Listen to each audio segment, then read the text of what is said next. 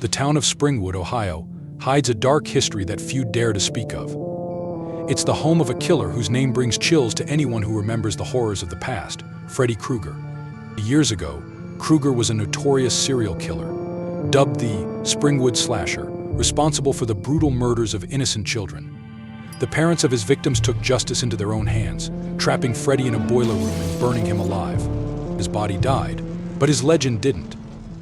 Whispers of his return haunted the town, stories of his ghostly figure seen in the shadows, as if he were still out there, biding his time. But tonight, something more dangerous than even Krueger stalks the streets of Springwood. Drawn by the violent legacy of this town, a new predator has arrived. A Yautja, an alien species known for its honor-bound hunts of the most dangerous creatures in the universe, has detected the lethal reputation surrounding Krueger's brutal past. The predator is here to hunt, but what it finds in Springwood will challenge its very code. It's a quiet, foggy night in Springwood. Most of the town is asleep, unaware of the two monsters about to cross paths.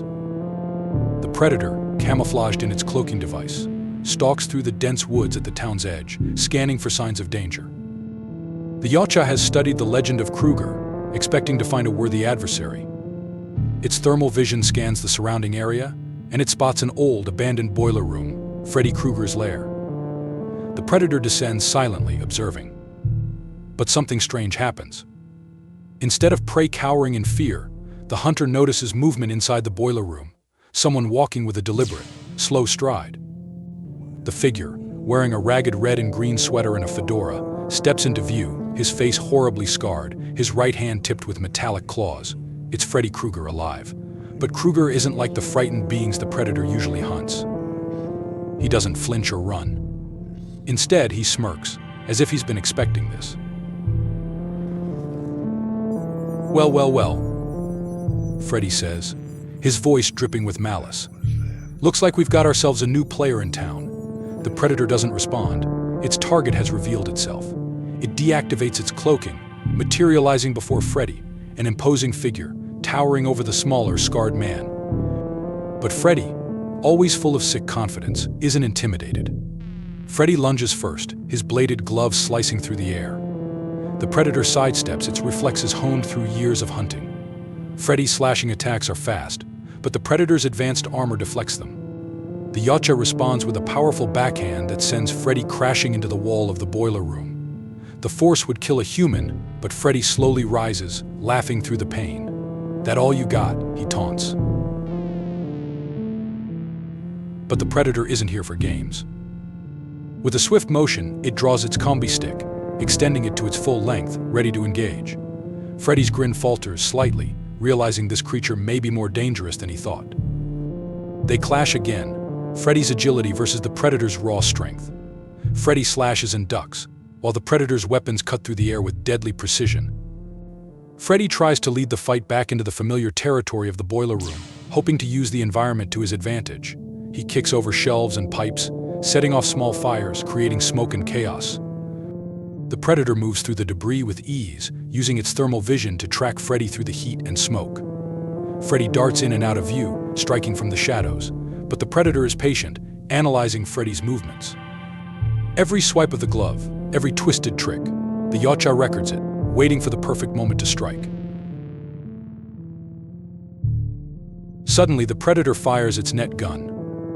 The high tensile net flies through the air, catching Freddy mid-lunge, pinning him to the wall. Freddy struggles, trying to cut through the reinforced wires with his claws, but the net tightens. For the first time, panic flickers across Freddy's scarred face. The predator steps forward, raising its wrist blades, prepared to finish the kill. But Freddy isn't done yet. With one final act of desperation, he slips his left hand free and slashes the net, breaking loose. He leaps at the predator, slashing its chest, sending sparks flying as his claws dig into the armor. The predator roars in pain and fury, but it doesn't back down. Instead, the Yautja activates its plasma caster. A blue beam of energy fires, narrowly missing Freddy as he ducks. But the shot hits a support beam, causing part of the boiler room to collapse. The ceiling caves in, trapping both combatants under rubble and debris. Freddy crawls out of the wreckage, bloodied but alive. He stands in the middle of the woods, breathing heavily. Can't kill me that easy, he mutters to himself, his eyes scanning the wreckage for any sign of the predator. Suddenly, the Yautja emerges from the shadows, limping slightly but still ready to fight. Its mask is damaged, revealing part of its mandibles, and its armor is cracked. Freddy chuckles. Looks like we're both a little worse for wear. But this time, the predator isn't interested in dragging the fight out. With a roar, it throws its damaged mask to the ground, revealing its full, monstrous face. Freddy's grin falters slightly. This isn't just a hunt for sport anymore. This is personal. The predator charges, its wrist blades flashing in the moonlight. Freddy tries to dodge, but the Yautja moves with blinding speed, slashing across Freddy's chest, drawing blood. Freddy stumbles, the pain real now, no longer the untouchable slasher of legends. The predator doesn't give him time to recover. With one swift motion, it grabs Freddy by the throat, lifting him off the ground. Freddy claws at the predator's arm, but the alien's grip is unbreakable. In a final brutal move, the predator drives its wrist blades deep into Freddy's chest. Freddy gasps, blood spilling from his mouth. His eyes widen in shock. This is real. He's dying. The predator releases him, letting Freddy's lifeless body collapse to the ground. The infamous killer is finally dead. The Yautja stands over Freddy's body for a moment, its breathing heavy but victorious. The dawn breaks over Springwood, casting light on the once shadowed town. The terror that haunted its streets, embodied by Freddy Krueger, has finally come to an end. For years, the town's residents lived in fear, tormented by a killer who seemed unstoppable, even beyond death. Now the nightmare is over. The predator, having claimed its ultimate prey, stands victorious. As it gathers its weapons and surveys the aftermath, it removes Freddy's infamous bladed glove from his lifeless corpse. The glove, once a symbol of fear, is now a trophy of triumph, a reminder of the Yautja's conquest over a truly formidable adversary.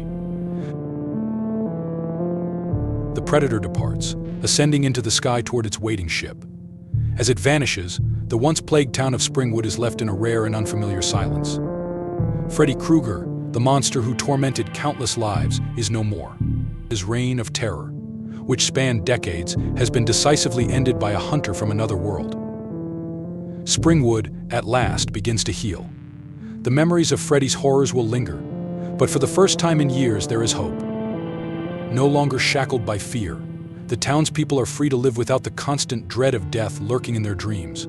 Though they may never know what saved them, the predator's deadly hunt has brought peace where there was once chaos. The hunt is over, and Springwood can finally wake from its nightmare.